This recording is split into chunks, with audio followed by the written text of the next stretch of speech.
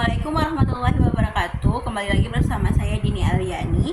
Di video kali ini saya ingin menjelaskan tentang filsafat, yaitu landasan filosofi ilmiah dan pengembangan ilmu pengetahuan. Oke, baik, langsung saja ke isinya. Ilmu pengetahuan bukan hanya sekedar kumpulan fakta dan angka, tetapi merupakan hasil dari proses berpikir yang panjang, mendalam, dan terstruktur.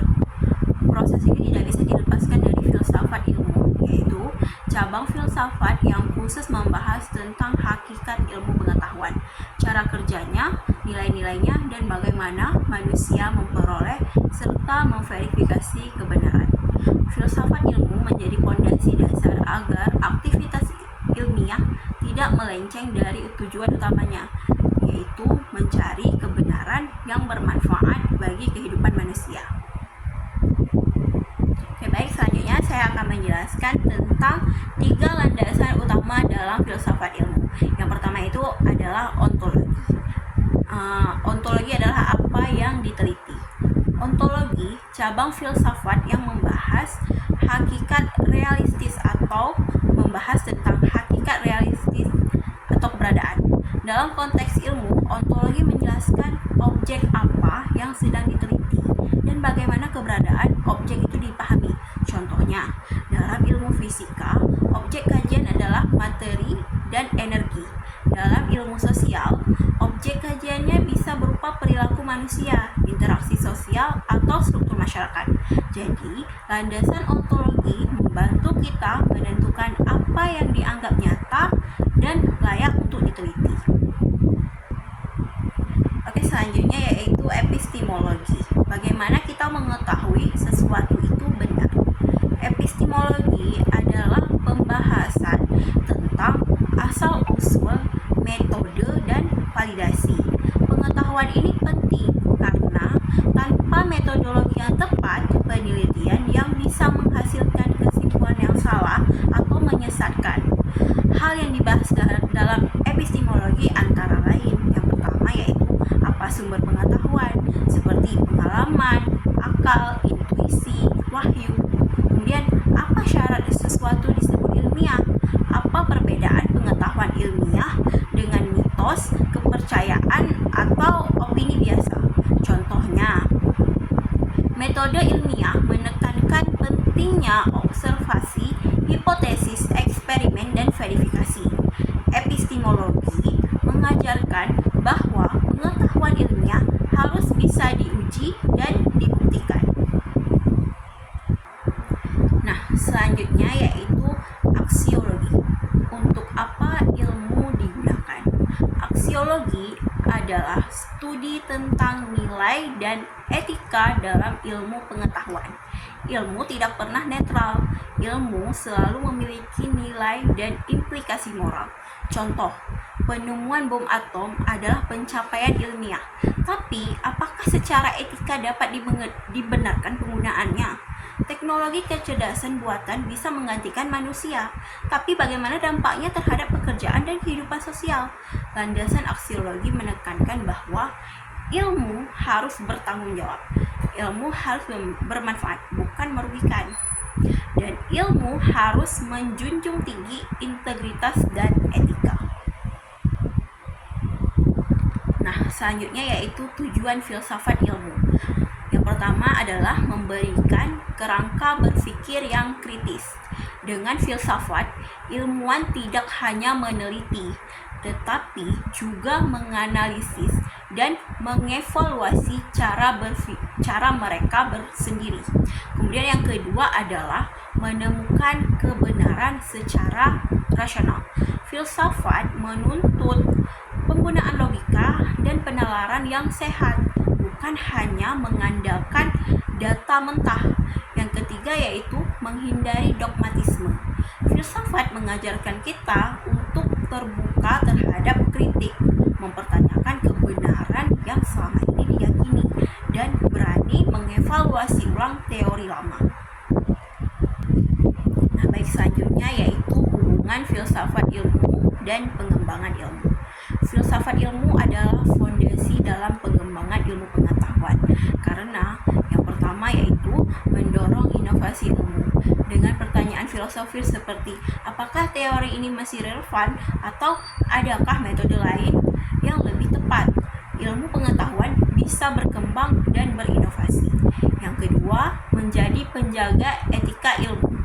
Tanpa filsafat, ilmu bisa disalahgunakan untuk kepentingan egois dan destruktif. Misalnya, teknologi deepfake, rekayasa genetik, manipulasi data, riset. Yang ketiga yaitu memperkuat metode ilmiah. Filsafat menuntut pengembangan metodologi ilmiah yang sistematis, misalnya melalui pengembangan metode kuantitatif, kualitatif, atau mix metode. Yang selanjutnya yaitu contoh dan pemikiran filsafat ilmu. Menurut Karl Popper, gagasannya falsifiability, yaitu suatu teori ilmiah harus bisa diuji salah, menentang metode induktif yang dianggap tidak cukup kuat untuk membuktikan kebenaran ilmiah. Dan selanjutnya yaitu Thomas Kuhn, gagasannya yaitu paradigma ilmiah. Ilmu berkembang melalui revolusi paradigma, bukan hanya akumulasi data. Paradigma bisa berubah jika muncul anomali yang tidak bisa dijelaskan teori lama. Oke, baik. Selanjutnya saya akan membahas penjelasan dengan sedikit non formal atau dengan menggunakan bahasa sendiri. Kita bisa berkatakan bahwa filosofi ilmiah itu adalah ilmu itu tidak berdiri sendiri. Ilmu pengetahuan itu ibarat pohon besar, tapi sebelum ia tumbuh tinggi, ia butuh akar yang kuat. Nah, akar itu adalah filsafat ilmu. Tanpa pemahaman tentang dasar-dasar ilmu, seseorang peneliti bisa saja pintar, tapi tidak tahu kenapa ia meneliti, bagaimana caranya tahu sesuatu itu benar, dan untuk apa hasil temuannya digunakan. Nah, baik, maka dari itu, yang pertama, ilmu butuh dasar ontologi. Seperti yang saya jelaskan tadi, bahwa ontologi adalah apa yang diteliti. Nah, sekarang saya akan memberikan contoh lagi, yaitu kita bisa meneliti air karena bisa dilihat dan diukur. Tapi kita tidak bisa meneliti hal-hal gaib dengan metode ilmiah karena tidak bisa dibuktikan secara logika dan indera. Jadi, sebelum meneliti, kita perlu tahu objek ini nyata atau tidak, bisa dikaji atau tidak, seperti itu. Baik, selanjutnya yaitu yang kedua adalah ilmu butuh cara mengetahui atau yang kita katakan bahwa epistemologi. Setelah tahu apa yang diteliti, kita perlu tahu bagaimana cara meneliti. Disinilah masuk epistemologi, yaitu cara kita mendapatkan pengetahuan. Ilmu harus menggunakan metode yang bisa diulang, menggunakan metode yang bisa diuji, bisa dikritik. Kalau cuma katanya, firasat atau asal tebak, itu belum tentu disebut ilmiah. Baik, kita lanjutkan. Yang ketiga yaitu ilmu butuh tujuan atau aksiologi. Ilmu juga harus mempunyai tujuan yang jelas dan baik. Jangan sampai ilmu dipakai untuk merusak, membodohi, atau menyakiti. Misalnya, teknologi bisa dibantu hidup menjadi mudah, tapi kalau dipakai untuk menipu atau menyadap orang, itu melanggar nilai moral.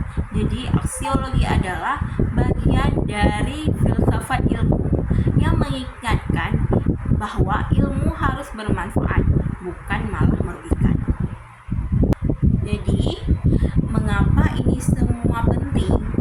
Misalnya nih, kalau kamu belajar atau jadi ilmuwan tanpa tahu dasar filsafat ilmu, kamu bisa meneliti hal yang nggak penting atau tidak bisa diuji. Percaya teori yang salah karena metode penelitiannya lemah, menggunakan ilmu untuk hal yang tidak etis. Sebaliknya, dengan memahami landasan filosofis, kamu bisa meneliti dengan lebih tepat, lebih bijak, dan bertanggung jawab. Baik, untuk mengakhiri video kali ini, saya akan akan memberikan sedikit kesimpulan tentang landasan filosofi ilmiah dan pengembangan ilmu pengetahuan. Landasan filosofi ilmiah merupakan dasar yang sangat penting dalam membentuk, menilai, dan mengembangkan ilmu pengetahuan secara bertanggung jawab dan bermakna. Filsafat membekali manusia dengan cara pandang kritis dan reflektif terhadap hakikat realitas, ontologi, cara memperoleh pengetahuan yang sah, epistemologi, serta tujuan dan nilai-nilai yang melandasi penggunaan ilmu atau aksiologi. Ketiga aspek ini saling berkaitan erat dan membentuk kerangka berpikir yang kokoh dalam proses keilmuan. Dalam pengembangan ilmu pengetahuan, filosofi ilmiah mendorong penggunaan metode ilmiah yang rasional, sistematis, dan empiris melalui observasi, hipotesis, eksperimen, dan analisis yang objektif. Ilmu pengetahuan dibangun dengan dasar kejujuran intelektual dan keterbukaan terhadap kritik serta perbaikan. Hal ini menjadi ilmu bersifat dinamis, progresif, dan terbuka terhadap perkembangan zaman. Selain itu, filosofi ilmiah mengajarkan bahwa ilmu tidak hanya mengajar kebenaran objektif semata, tapi juga memiliki tanggung jawab sosial dan moral. Ilmu harus digunakan untuk kebaikan umat manusia, memperbaiki kualitas hidup, serta menjaga keseimbangan alam dan kemanusiaan. Dalam konteks ini, nilai-nilai etis dan spiritual menjadi bagian penting dalam menempatkan ilmu sebagai sarana pembangunan peradaban yang berkelanjutan. Cukup sekian dari video kali ini. Saya mohon maaf sebesar-besarnya karena mungkin video ini banyak sekali kesalahan atau bagaimana cara penjelasannya. Terima kasih sudah mau menonton. Jumpa lagi di video selanjutnya. Terima kasih. Bye-bye.